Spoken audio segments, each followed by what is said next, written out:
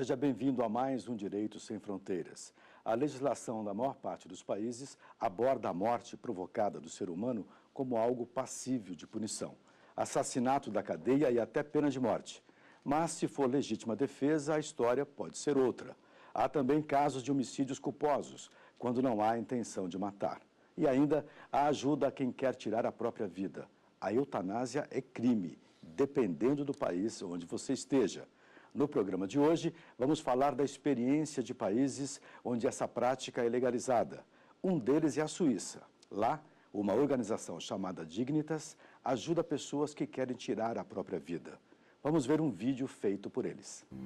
O vídeo é de 2010. Foi quando esta senhora teve o desejo de se matar atendido. Michele Calci era tradutora e autora. Foi diagnosticada com uma doença óssea e resolveu tirar a própria vida. Coube a Dignitas ajudar na legalidade da ação. O veneno foi preparado na sala ao lado e Michele tomou o líquido fatal de uma só vez. 2 minutos depois, estava dormindo para nunca mais acordar. A eutanásia pode até parecer chocante aos nossos olhos, mas é comum e legal não só na Suíça. Quais outros países adotam essa prática e as consequências legais desse procedimento? Você vai saber tudo isso com a gente aqui no Direito Sem Fronteiras. Estão aqui no estúdio Roselisa Mourão, advogada de Direito Internacional, e Ricardo Mendonça, especialista em Direito Médico. Muito obrigado pela presença dos dois e eu começo com o senhor, doutor. Quais os países onde a eutanásia é legalizada? Nós temos diversos países onde há uma legislação que já foi programada e alguns onde as Supremas Cortes daqueles estados determinaram a não punibilidade da eutanásia. Dentre esses, nós podemos destacar Uruguai, Holanda, Bélgica, alguns estados norte-americanos, alguns estados específicos, Washington, Califórnia. Nós temos a Suíça e, dentre esses estados, alguns possuem uma regulamentação específica, Colômbia também, ou as próprias Supremas Cortes autorizaram através de decisões que não se puna casos de eutanásia ou suicídio assistido. Doutora, há diferença entre suicídio assistido e eutanásia? Sim, há. E a principal, eu diria que é exatamente a participação do paciente, ou não, como o fator que diferencia os dois processos. Como assim, doutora? Na eutanásia, não há participação do paciente. Ele está, né, doutor, dentro de uma situação praticamente de inconsciência, um coma profundo, um estado vegetativo, e cabe então aos familiares, né, decidir, requerer e dar seguimento a esse processo de terminar com esse sofrimento que está sendo imposto de alguma maneira, sem que haja uma deliberação por parte do paciente. No suicídio assistido, ele executa com a assistência de um médico, na maioria dos países, tanto que em inglês é chamado de suicídio assistido por médico e não apenas suicídio. O P de physician, quer dizer, o médico.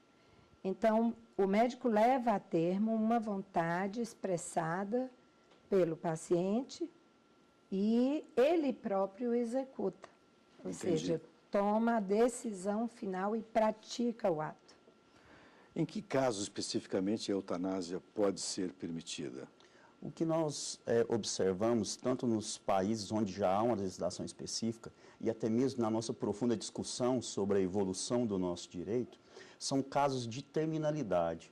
São casos onde não há mais, diante a medicina convencional, medidas curativas.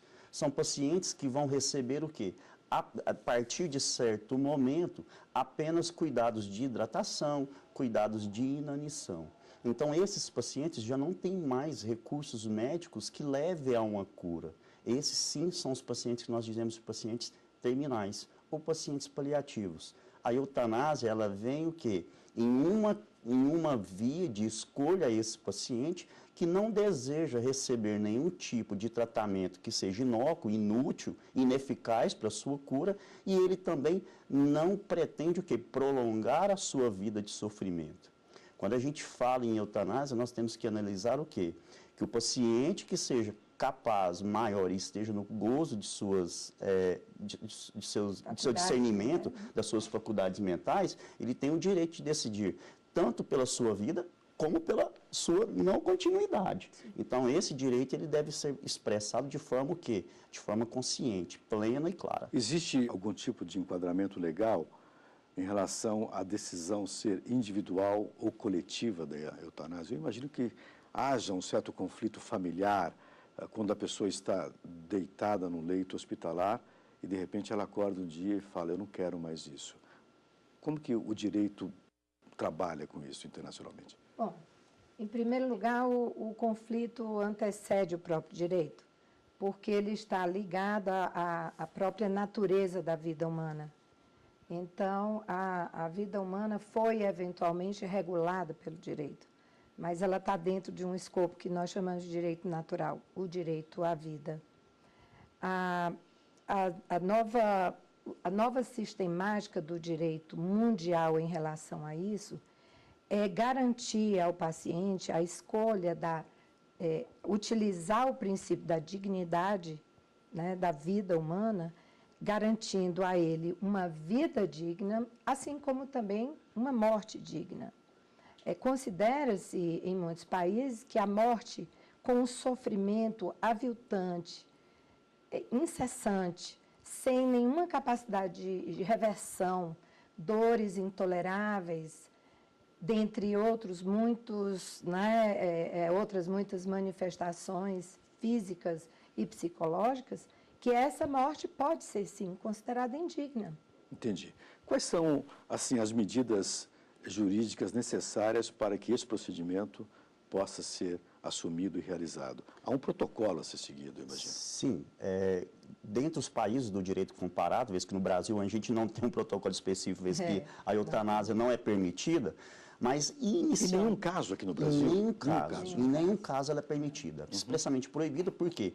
Tem que ser ativo, volitivo, né? De praticamente, tem que uma vontade ativa, positiva, de fim à vida. Sim. E isso nós consideramos como homicídio. Mas seja em caso dessa nossa discussão hoje atual, e até mesmo nos países onde isso é permitido, tem um elemento que ele é essencial, é a informação, é a vontade do paciente. Isso trata-se de um elemento extremamente intrínseco dessa nossa conversa. É o consentimento informado, esclarecido desse paciente que deseja fazer, ou através do desejo dos seus familiares, quando esse paciente ele já não mais está em condições de decidir. Quer dizer, tanto ele quanto a família pode chegar a essa conclusão. Tanto ele como a família pode chegar a essa conclusão. Pouco difundido ainda no Brasil, e nós precisamos de levar esse conhecimento da população, são as diretivas antecipadas de vontade, que ele é dividido em dois segmentos. Que é esse protocolo. É um protocolo. É um protocolo que já é definido pelo Conselho Federal de Medicina. Ele já é permitido pelo Conselho Federal de Medicina. O que são as diretivas antecipadas da vontade? Se divide em testamento vital, onde o paciente, de forma antecipada, ela expressa a sua família aos médicos, pode ser através de uma escritura pública em cartório ou através de uma declaração pessoal, ou um médico declinando isso, escrevendo isso no prontuário, que ele não deseja ser submetido a terapias inúteis, como, por exemplo, uma ressuscitação, uma hemodiálise, uma quimioterapia prolongada que não tem efeitos, que não tem cura efetiva. Então, ele pode colocar nesse documento que ele não deseja ser submetido a esse tipo de tratamento. Quer dizer, nesse caso, tendo uma doença terminal, mesmo que o Brasil não tenha a eutanásia, esse tipo de expressão de vontade reduziria a vida dele no hospital. Ele reduziria a vida. Entretanto, não provocaria a morte, mas ele teria uma morte natural, digna, e isso aí é o que nós denominamos de ortoeutanásia, que é a boa morte. Que é a boa morte. Então, esse documento ele pode ser feito, o médico deve atender à sua vontade, desde que ela seja consciente, e não implicará em nenhuma cominação criminal ao médico. A família também deve acatar esse pedido do paciente. Há casos, doutora, em que o conflito é tão grande nesse momento em que surge a necessidade de um psiquiatra, de um psicólogo, ser também parte dessa equipe de decisão, não? Sim. Os países que já normatizaram a eutanásia e o suicídio assistido, eles entendem que os atos devem ser praticados por médico, deve haver todo esse precedente de preparação, e a participação varia muito de um país para o outro. Nos Estados Unidos, por exemplo, há uma discussão da American Psychiatrist Association que diz que nem sempre o psiquiatra, por exemplo, o psicólogo menos ainda, né, teria condições de avaliar com profundidade esse paciente. Há um conflito ético muito grande e que permeia todas essas decisões, porque, afinal, como saber até que ponto esta vontade de que tratam as diretivas ou outros documentos exigidos e gerados em outros países, até que ponto realmente aquele paciente está dentro de uma situação para decidir sob dor, sob efeito de dor e de extremo sofrimento, o paciente pode optar por uma coisa que talvez não fosse o melhor para ele no momento. Então, há uma discussão ética em torno de quem deve atestar, quem deve executar. Há algum tipo de tempo de arrependimento? O paciente decide pela morte antecipada e depois ele se arrepende. Há algum caso sobre isso, não? Existe algum tempo que esse testamento, essa expressão de vontade possa ser reconsiderada? Isso não responda agora. Nós vamos a um rápido intervalo e voltamos daqui a pouquinho. Não vai embora.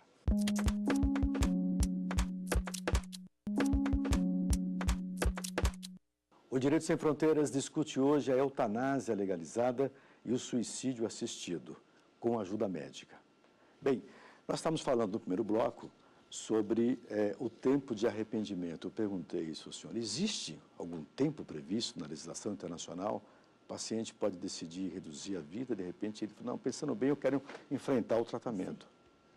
Essa decisão ela pode se dar a qualquer momento. A partir do momento que eu decido não ter mais os cuidados paliativos, ou eu decido por uma ortotanásia, ou um paciente, no caso internacional, venha a se manifestar pela eutanásia, até que o ato não seja concretizado, ele pode exercer o direito de arrependimento. Perfeito. Existe uma idade mínima para essa tomada de decisão, doutora? Sim, na maioria dos países, o suicídio assistido e a eutanásia só ocorrem após os 18 anos, com 18 anos completos. Mas há casos também, inclusive, de bebês, crianças, em que os pais decidem pela finalização da vida, isso, claro, em outros países, tendo em vista a irreversibilidade, né, a situação de penúria, em casos, por exemplo, de danos neurológicos graves, doenças cardiovasculares, em situações vegetativas. Entendi. Na verdade, eu gostaria de complementar que são casos pontuais, casos que são submetidos às Supremas Cortes, eles é que sensibilizam e eles são originados na própria família, no drama, no sofrimento e no conflito da família versus o Estado, que ainda não contempla determinados procedimentos. E esses casos, então, marcam as viradas da legislação. A partir daí, após a análise do caso concreto pela Suprema Corte do país, dá-se um passo à frente rumo à normatização, isso dentro de uma situação interna dos países. Em relação à Holanda, tem um dado interessante, que tem aumentado o número de mortes por eutanásia na Holanda. E 4% de todas as mortes do país foram de suicídios assistidos. É um número relativamente alto, né? Em termos percentuais. O que isso significa? Quando nós colocamos no papel e analisamos um número relativamente alto, nós precisamos de entender quais eram esses números antes da legalização. Exato. Porque se nós formos colocar isso no papel, assustadores seriam as quantidades de eutanásias e suicídios assistidos de forma ilegal. É porque a gente assusta, por quê? Porque traz um dado. Mas, na verdade, a quantidade de atos realizados de forma clandestina é muito maior. Em relação ao direito internacional, como é que a eutanásia e o suicídio assistido, como é que esses dois instrumentos são enquadrados? Ainda bem incipientes. É? Não há uma formalização por parte do direito internacional em relação a esses aspectos, especialmente por considerar que o direito internacional, na verdade, ele não impõe regras aos demais países. Ele negocia conforme a disposição dos países para participar daquele acordo. Por exemplo, a Convenção dos Direitos Humanos, lá na Europa, buscou isso em 97, chamada de Convenção de Oviedo, que num artigo 9º, se não me engano, há uma menção em relação ao respeito à decisão do paciente. Quer dizer, nem sequer se chegou ainda a tratar especificamente do instrumento da eutanásia e do suicídio assistido. Em relação ao fato de termos direito à vida, a uma vida digna, que é a Declaração dos Direitos, né, Universais, e temos direito a uma morte digna. Não existe uma contradição em relação a isso? Quer dizer, vida digna e morte digna. Como é que a gente pode negociar esse direito? A dignidade, ela sai da vida, a morte faz parte desse processo da vida, eu acho que faz, não sei se o direito contempla isso como o nascimento, né? Como é que o direito contempla isso? Eu verifico isso como um direito a exercer a sua vida ou de não exercer a vida. Isso depende da autonomia do paciente, que é um direito constitucional também. Autonomia de vontade versus o direito à vida. Se nós formos colocar uma preponderância, uma equalização desses dois direitos, você vai me dizer assim, o direito à vida ele é muito maior. Concordo, se nós formos analisar de uma forma macro. Mas se for interna corporis, naquele caso daquele indivíduo, às vezes para ele é muito mais sofrido e indigno o exercício do direito à vida. Então, eu entendo que nesse contexto, nós devemos considerar o direito de viver e também o direito de não viver, desde que ele esteja o quê? Dentro do exercício das suas faculdades mentais. Isso, exatamente. Se um país não permite a eutanásia nem o suicídio assistido, é proibido nesse país. Mas algumas pessoas desse país gostariam, por necessidade vital, de ter a vida reduzida, ter uma dignidade ao final da vida. Elas podem viajar para um país onde isso seja permitido. Nós temos 6 ou 7 países pelo mundo. Hoje o que é muito em voga é o turismo Da morte, o turismo da morte na Suíça. Existe esse nome, Isso, turismo da morte. Turismo da morte na Suíça. Por quê? Porque essa mesma entidade, ela recebe pessoas para que exerçam neste país a eutanásia. Há ainda também uma outra entidade, uma outra associação, que é a ESIT. Entretanto, ela somente proporciona a eutanásia para os suíços ou os naturalizados. Então, Ela cobra, esse procedimento é cobrado. Muito caro. Se Deve tratando ser de Suíça, extremamente caro. tanto os tratamentos rejuvenescedores quanto esses desse tipo devem ser caríssimos. Eu posso complementar? Sim, por favor, doutora. Em relação à Suíça, não há uma legislação que legalize isso. A Suíça legaliza a atividade das clínicas. Ah, entendi. Ela não normatizou isso no nível constitucional, legal. Ela aceita que a clínica, diante do termo de consentimento livre e assistido do paciente, que a clínica leve a termo, então, o respeito a essa vontade, como nós vimos aí, né, no vídeo que foi mostrado. Quer dizer, respeita-se essa vontade apenas. O oposto também acontece, uma clínica como essa, que tem esse procedimento, um procedimento comercial, envolvendo a dignidade das pessoas ao final da vida, mas isso é uma atividade comercial. Isso é pago.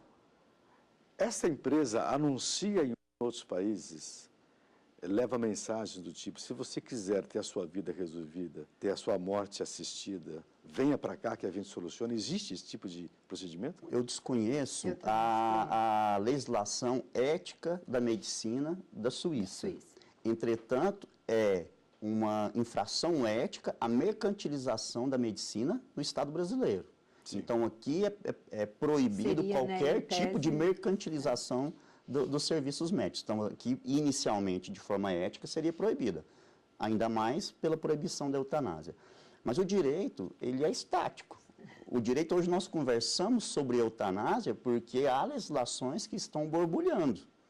Embora nós não contemplemos a terminalidade da vida, eu entendo que a ortotanásia, ou seja, a decisão de não submeter a tratamentos, leva aos mesmos efeitos de uma eutanásia. Tanto é que há doutrinas que consideram a eutanásia ativa, aquela que você retira mesmo a vida do paciente, e a eutanásia passiva, que é a retirada do quê? De tratamentos ineficientes, ineficazes, que é a ortotanásia nossa. Isso. Então, os termos se confundem, as finalidades são as mesmas, entretanto, falta o quê? Regulamentação. Eu acho que isso é extremamente importante, que nós não estamos discutindo algo novo, mas são questões que já vêm o quê? Passando por processo de maturação em outros países e está chegando para a gente com muita discussão. Nesses países também não são critérios objetivos, obedecer os requisitos, vamos fazer eutanásia. Não, é passado por comissões médicas, é controlado pelo Estado, os casos são revistos, são revisados para verificar se obedecer os critérios legais, e isso aí entra dentro de estatística, até mesmo para que aquele Estado, e nós, como estamos absorvendo essa legislação comparada, chegamos a uma conclusão, se a população está preparada para receber esse tipo de novidade ou não. Doutora, a senhora acha que a eutanásia e o suicídio assistido estão em crescimento no mundo hoje? Sim. É? Algum motivo especial? Ou a doença mais grave, Na verdade, não. levando a mais? Não, na verdade, está tudo dentro do escopo da qualidade de vida. Então, a Holanda, por exemplo, que foi o primeiro país a legalizar, a estatizar toda essa atividade de respeitar a vontade do paciente, levá-lo à morte por decisão própria, a Holanda é o país, reconhecidamente, o melhor país do mundo para se envelhecer. Em se tratando de um país onde é muito bom envelhecer, eventualmente isso também pode ser transportado para um país que aceita a decisão. Então, isso está em crescimento no mundo porque a dignidade da pessoa humana e, portanto, direito à vida, direito à morte, a uma morte digna, estão realmente sendo objeto de maiores discussões. Seria um passo à civilidade, doutor? O senhor encara isso? A qualidade de vida dando um parâmetro, um paradigma para que as pessoas tenham mais conforto nessa passagem? O que eu considero, além da qualidade de vida que tem prolongado a vida do ser humano, as novas tecnologias em medicina que prolongam também os tratamentos, e eu acho que isso, o ser humano, ele tem o seu limite, cada indivíduo tem o seu limite, para ter a sua boa vida ou ter a sua boa morte. Então, eu acho que é um crescimento da civilização e isso é natural. Nós vamos ter que absorver, vamos ter que discutir esse direito em algum momento. Eu agradeço ao doutor Ricardo, à doutora Roselisa, muito obrigado pela participação, pelas informações. Agradeço também a sua companhia em casa. Chegamos ao final do Direito Sem Fronteiras. Se você quiser rever nosso programa, acesse tvjustiça.jus.br.